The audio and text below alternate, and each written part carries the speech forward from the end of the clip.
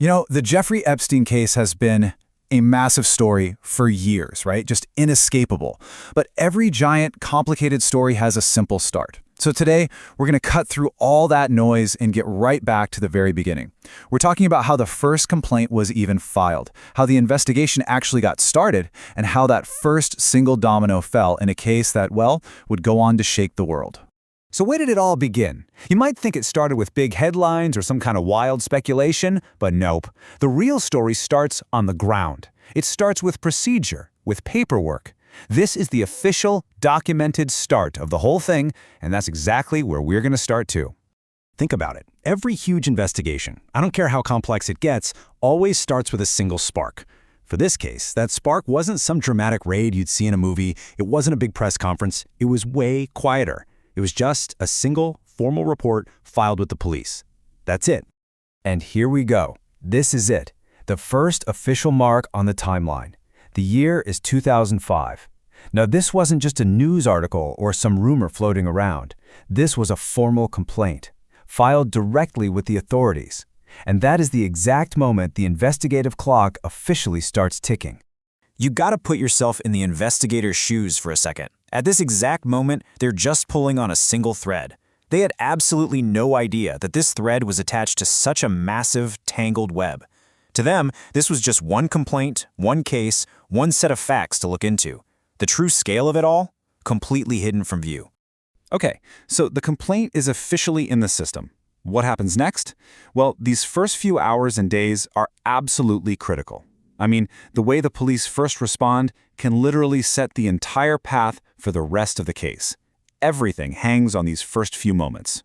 And they have a playbook for this, a standard procedure. And they follow it for one really important reason: to build a solid foundation of facts. First up, they secure the complaint. It's logged, it's documented, it's official.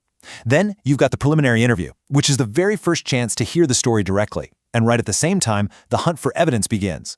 It's all very methodical, and it's designed to get all the guesswork out of the way from the jump. So let's do a little thought experiment. You're the lead detective now. You have the official complaint, you've done the first interview, and you have some initial pieces of evidence in hand. What's your very next move? How do you figure out if this is just a one-off thing, an isolated incident, or something much, much bigger? And that right there is the million-dollar question they had to answer. Is this a single incident, or is it just the tip of the iceberg? This is the moment where the investigation starts to get wider, and the really painstaking work of connecting all the dots truly begins. It all started with the voice of just one person, one witness. But as detectives started following the leads and asking more and more questions, that one voice was pretty soon joined by others. All of a sudden, they weren't looking at one person. They were looking at three. And then it's like the floodgates just opened. The number jumped again, this time to more than 10. The entire scope of the investigation had just exploded. The momentum shifted, big time. This quote, right from an investigator's summary, it just nails the turning point perfectly. The whole case transformed from a few isolated allegations into a corroborated pattern of behavior. And let me tell you, from a legal standpoint, that is a total game changer. A pattern helps prosecutors show motive, intent, a whole system of operation. And that is way, way more powerful in court than just a single he said, she said situation. So once you've established that pattern, the whole game shifts. The case moves from the street into the legal arena, into the courtroom. The focus isn't just on investigating anymore, it's about prosecution. The legal machinery really starts to kick into high gear. Now, to really get what happens next, you need to know a key legal term. It's called a proffer session. It sounds fancy, but it's basically a formal, really high-stakes meeting that happens behind closed doors. It's a chance for the defense to kind of lay their cards on the table for the prosecutors, usually in a strategic play to negotiate a deal and avoid a big public trial. So the case was at a major fork in the road, with two very different ways it could go. Okay, so path number one, a full prosecution. That means taking all the evidence to open court in front of a judge and jury.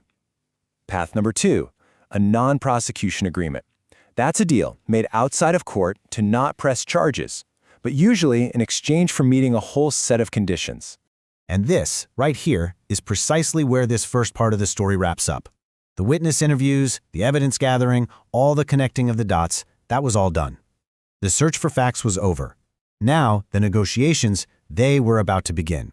It leaves us at this crucial turning point, and it leaves me with a pretty big question. When a case like this gets into the legal arena, At what point does the search for truth kind of give way to the art of the deal?